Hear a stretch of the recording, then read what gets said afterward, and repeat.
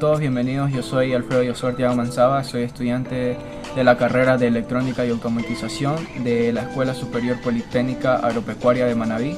Hoy ya les voy a hablar sobre las estructuras de control selectivas y repetitivas.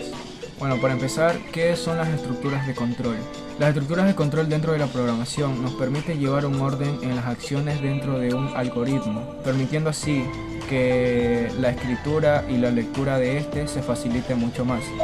Las estructuras de control se dividen en dos, en las selectivas y en las repetitivas. Bueno, un pequeño concepto. Las estructuras selectivas, por su parte, es la que más veces se presenta en las soluciones algorítmicas de todo tipo de problemas. La utilizamos principalmente cuando debemos de tomar una decisión para encontrar el camino que nos va a llevar a la solución del problema planteado al principio. Dentro de las estructuras selectivas encontramos tres tipos. Encontramos las simples, las dobles y las múltiples. Empezamos dando un concepto sobre lo que son las simples. Las estructuras selectivas simples, que es uno de los tres tipos, o también conocidas como condicionales, están compuestas únicamente de una sola condición. Si es verdadera, ejecutará la acción que nosotros le dominemos, y si por lo contrario llega a ser falsa, no hará absolutamente nada. A continuación, aquí les pondré un diagrama de flujo en el cual les voy a explicar un poco más sobre el uso de las estructuras de control selectivas tipo simples. Como nos indica el diagrama de flujo, nos pide una condición. Si la condición no se cumple, directamente continúa el diagrama de flujo, o en cualquier caso podría terminar el diagrama de flujo. Si vemos que la condición que nosotros le ponemos sí se cumple, se realiza una operación para que esta al final no se cumpla y así poder continuar con el diagrama de flujo. Por otro lado tenemos las estructuras de control selectivas dobles.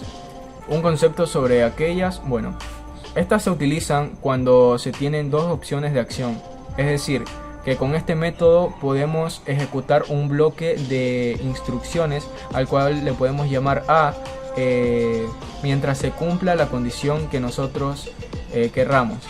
O bien también podemos ejecutar un bloque de instrucciones que podemos llamar B en caso de que la condición requerida no se cumpla. Nuevamente aquí les pondré un diagrama de flujo sobre este tipo de estructura. Como podemos ver, tenemos un inicio, que todo diagrama de flujo tiene que sí o sí, esto hay que recalcarlo, tiene que tener sí o sí un inicio y un fin.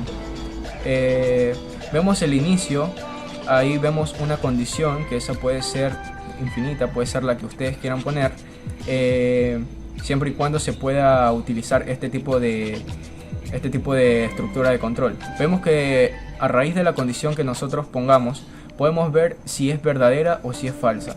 En caso de que sea verdadera, podemos tomar la operación 1, que nosotros tendremos que ver ya según el problema que planteamos, solucionarla con esa operación para así poder llegar al fin. En caso de que sea falsa, podemos hacer la operación 2, que también tenemos que plantearla nosotros mismos según el problema que tengamos. Y una vez realizada esa operación podemos llegar también al fin, o si no hay un fin, poder continuar con el diagrama de flujo.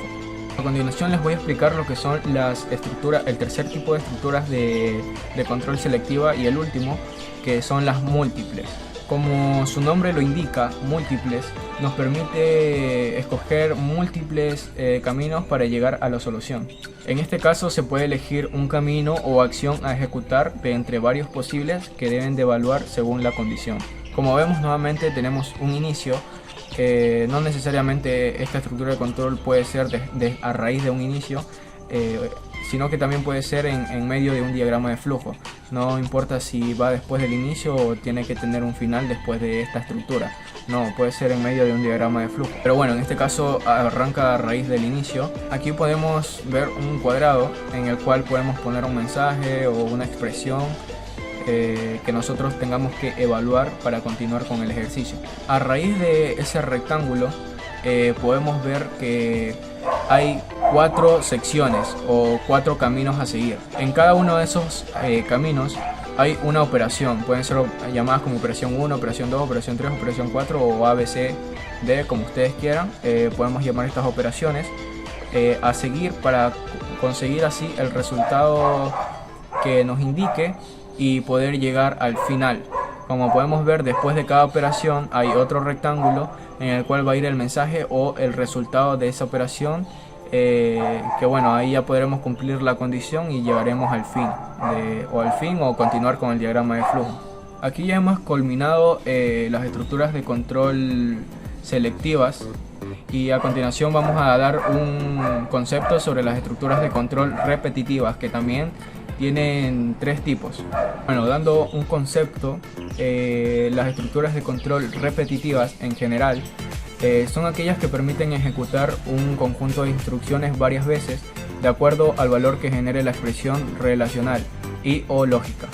Esta estructura repetitiva se utiliza principalmente cuando no se conoce el número de veces que las acciones o el ciclo deben repetirse, aunque también pueden utilizarse en otro tipo de casos. Las estructuras repetitivas permiten repetir una acción o grupo de acciones varias veces. Como ya mencionamos anteriormente, pues bueno, existen tres tipos de estructuras de control repetitivas.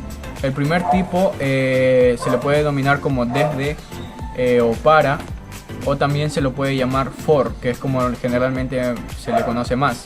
Bueno, las estructuras repetitivas for o desde es aquella en la que el número de iteraciones se conoce por anticipado, es decir, antes de realizar el procedimiento, y por ello no se precisa poner ninguna condición de salida para detener el bucle.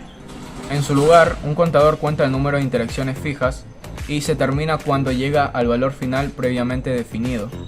Aquí tenemos nuevamente un diagrama de flujo para tener un poco más de entendimiento sobre esta estructura de control. For.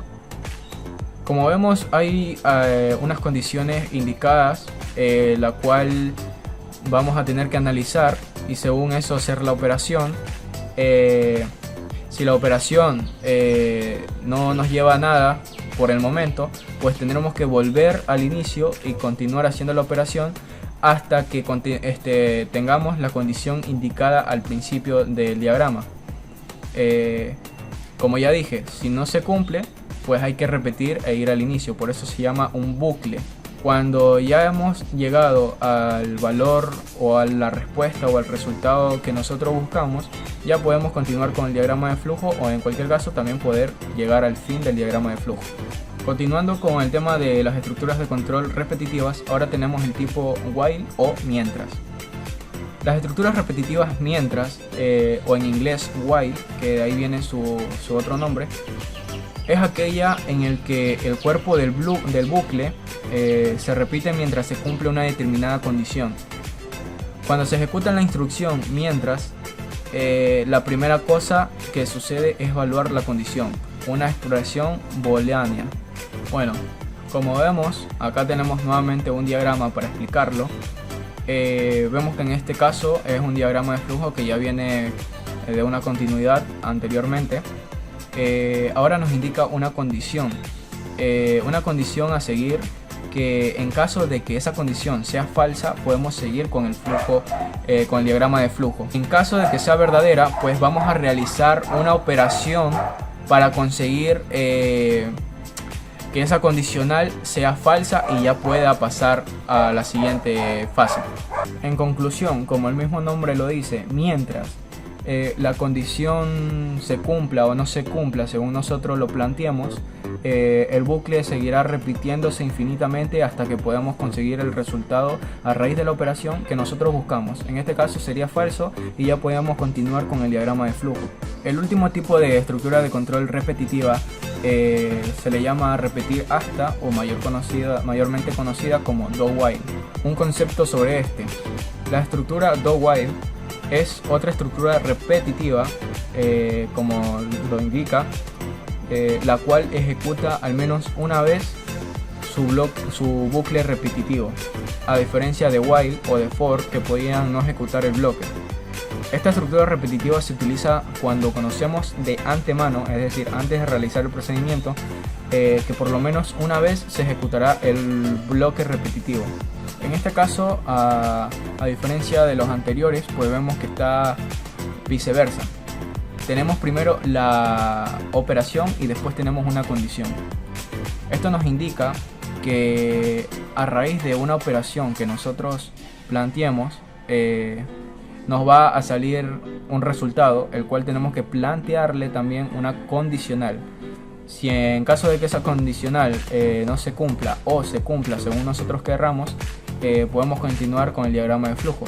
En caso de que no, pues esa condicional, ese resultado tenemos que volver al principio, realizar la operación que nosotros tenemos que poner según el problema principal, y luego continuar con el diagrama de flujo, y ahí sí ya podríamos llegar al final del diagrama de flujo.